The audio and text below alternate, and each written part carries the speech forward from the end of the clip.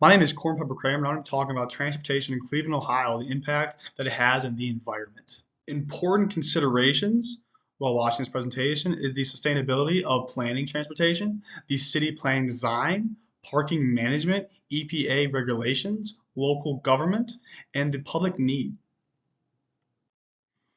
In terms of the state, there is not much of a push for public transportation as they're more concerned with the highways in the state rather than locally. There is a push for the use of public transport as well as making public transport more sustainable and environmental friendly. Uh, Different policies have allocated more funds to the RTA to make it more environmental friendly and as well as more accessible for its residents. Cleveland, like any other major metropolitan city, has a large population of commuters that take their cars by highway to and from downtown. This causes greenhouse gas emissions, and that cars are the number one source of greenhouse gas emissions in the US, and also polluting our air, which can cause respiratory problems and health issues with the Cleveland residents. The RTA has taken steps to make their buses more sustainable and environmentally friendly and more accessible so that these drivers can now take the bus for their commute instead of getting in their car and adding more to the greenhouse gas and the air pollution into our local airspace.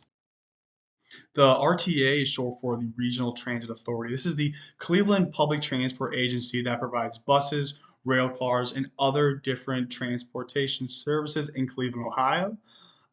They have various services and also have various community outreach programs to provide rides for underprivileged and underserved community in Cleveland, Ohio. They also face a lot of problems financially in that they have a decrease in ridership causing for higher fares and less accessibility for riders in the Cleveland area.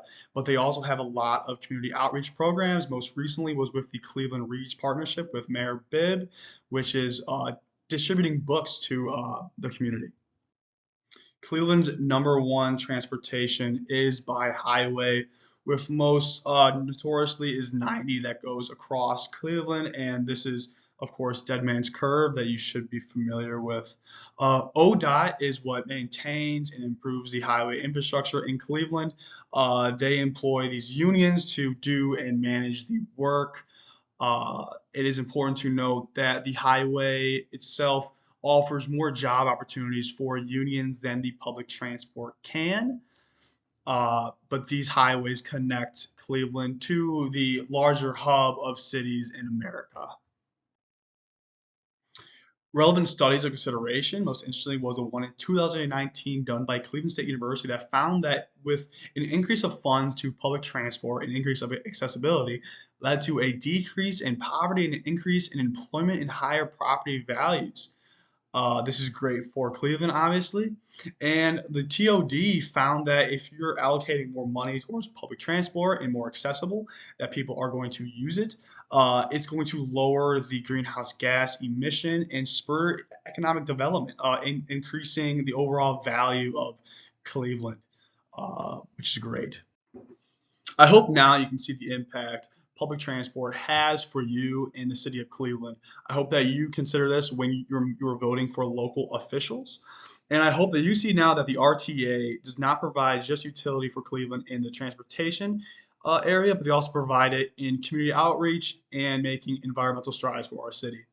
I hope if you ever go see a Guardians game this summer that you take the Green Line downtown. I think it will add to your experience while it helps the community and benefits the environment. And you also aren't paying for a $20 parking. You'll pay for a $5 all-day pass. Thank you for listening.